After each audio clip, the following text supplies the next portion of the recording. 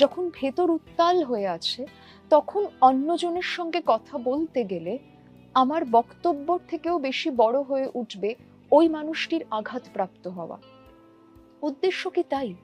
আর তা যদি আমার উদ্দেশ্য হয়, তাহলে এও আমায় মাথায় রাখতে হবে, আমি যাকে আঘাত করব সে তো আঘাত ফেরাবে। ওই যে বললাম, সে তো মাথা নত করে হ্যাঁ হ্যাঁ হ্যাঁ বাবা বলবে না তো, বলে না তো।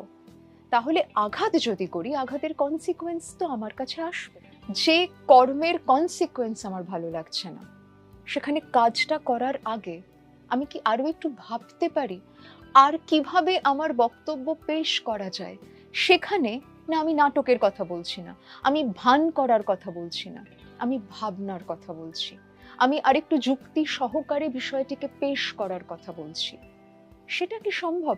এটা কি বলা সম্ভব যে তোমার সঙ্গে আমি সহমত হলাম না, কিন্তু তুমি যেটা বলছো আমি ভেবে দেখবো, আমার এটা এখনই মনে হচ্ছে না।